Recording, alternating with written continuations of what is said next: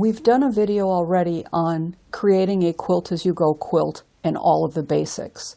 This lesson we're going to talk about how to create a unique block within one of the Quilt As You Go squares. So we are going to start with a few things you need. You need backing fabric. This will be the back of your block that wraps forward to the front and also creates your sashing. You will need a couple of coordinated fabrics to create the front of your block.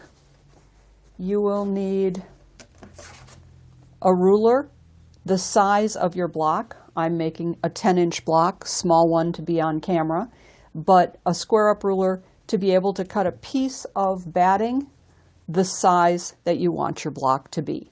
So I have double-sided fusible batting here, my ruler, and I have done a little bit of prep. I cut my 10-inch square of batting, complete with fuzz, and my backing square. The backing square is going to end up being 1 inch bigger all the way around. You'll notice that mine's a little bit bigger than that. I've found that when I'm creating my own blocks, I have better success and a much smoother sashing if I trim the sashing down later. So I actually cut this about 1.5 inches or so larger all the way around.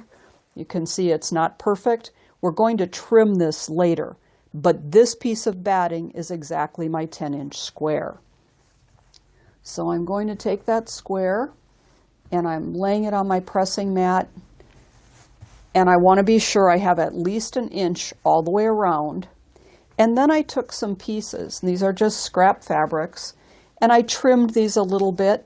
When I'm working, I'm normally dealing with big pieces, and I'm just kind of grabbing what I like. I like this little bird. I'm going to put him in here, and you'll notice this is some scrap along the edge. I'm going to cover that up so it doesn't matter. I could trim it off if it makes you happy, but it really doesn't matter. I'm going to line this bird up right with the edge of my batting, and I'm going to fuse it into place. And this is the start of my quilt block. Okay. And it's going to, and I'm not going to press it hard enough. If I keep holding it, it'll actually fuse to the back as well. I'm not going to do that right now. I'm going to just work with the front. So here's my piece. And actually, no, I'm going to flip it over, sorry. And I'm going to fuse the back in place lightly as well, because I want that held on, because my construction stitching is also going to be some of my quilting. Okay, and I'm just pressing this. When I'm moving my iron from place to place, I'm not pushing and sliding and creating wrinkles. I'm pressing, picking it up, moving it to another spot. So here I have my backing at least 1 inch all the way around, my bird pressed here. The next thing I'm going to do is I would measure that space just approximately, about 4 inches by about 10 inches. And I will take a scrap of fabric, again this isn't cut to size, and I can put this down right along this edge. And what I'm going to do is stitch here, and then this is going to flip back. So that's going to be my second piece. I want to be sure that I cover this, and so I'm going to just line those two up. And I'm going to go to my sewing machine, and I'm using the edge of my foot, which is a little bit wider than 1/4 inch. And I'm going to do just a small lock stitch. And I'm going to stitch right along that edge.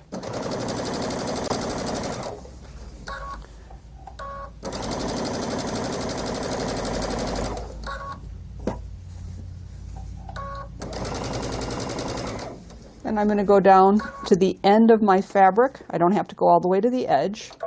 And I'm going to just lock here and cut.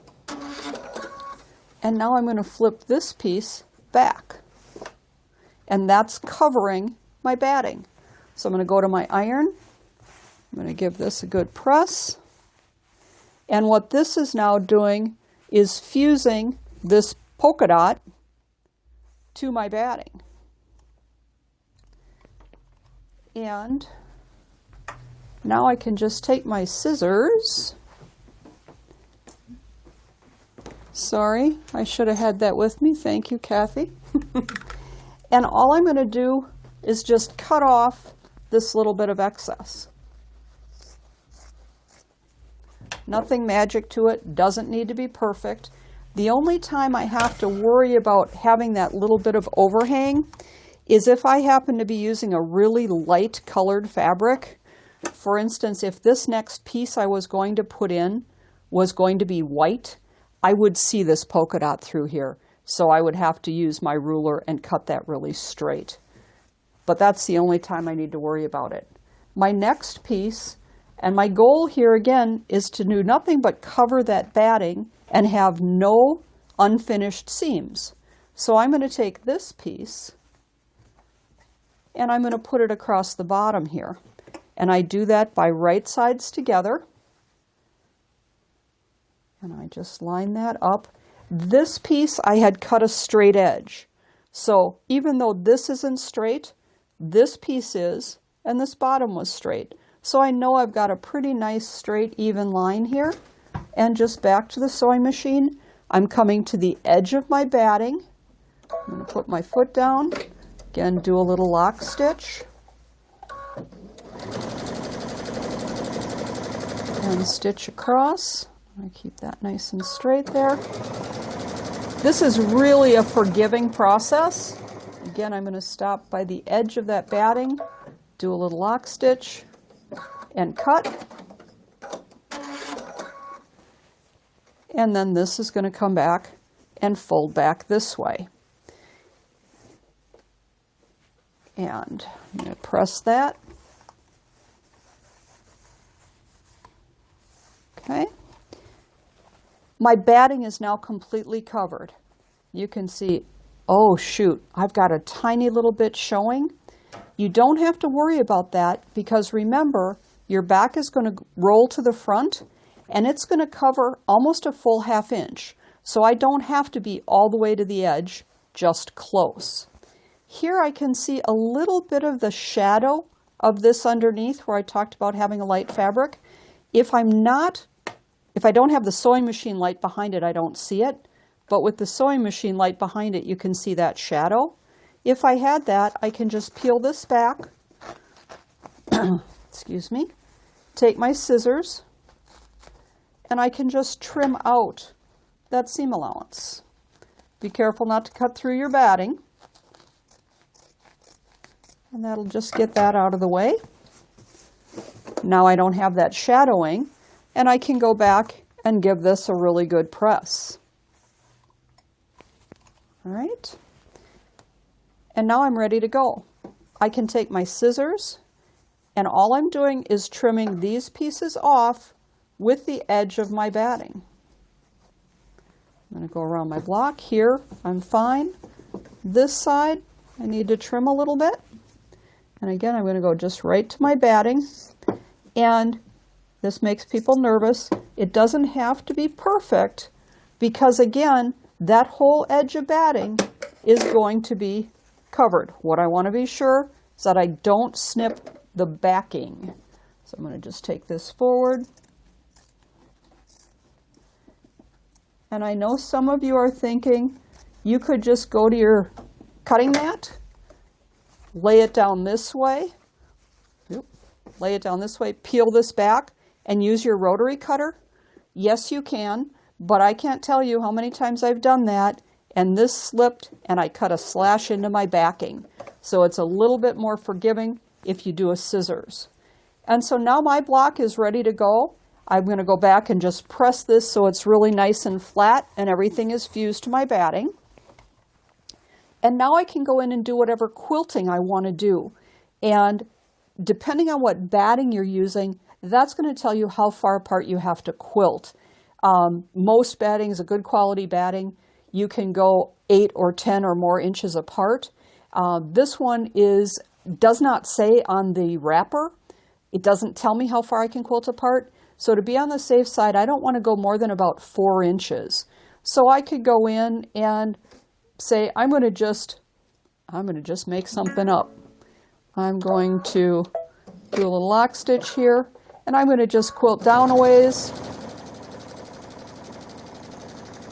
And you could, if you wanted to, get out a ruler and, get out a ruler and put your foot down, Elaine, and measure everything. But I'm going to just do a couple little zigzags here. Again, a little lock here, cut, and then I could come back and do a couple more lines. That's really crooked, but you can do whatever you want. And I don't want to take a lot of time sewing this, but I just want to show you that you want to do some quilting in here.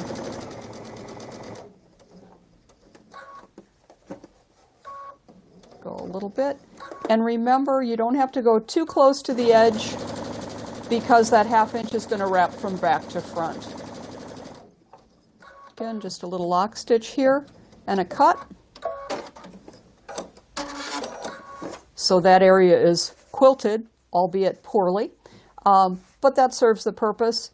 And then I might come back and choose to do a decorative stitch. I'm not changing my thread. If I did this, I would use a thread that matched my coral color, and I would just maybe stitch right across the top of those X's in that area. And if my thread is matching, it is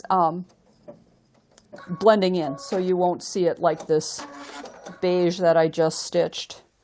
And then if I wanted to, I could come in here, go around the bird, however much quilting I want to do. And that quilting is holding my batting in place. Also, this construction line and this construction line, we sewed all the way through, so we already had some quilting in place. And then if you've got an auto cutter, you want to go back and just snip off your little threads. Now I'm ready to go. My block top is finished. I've created my own thing.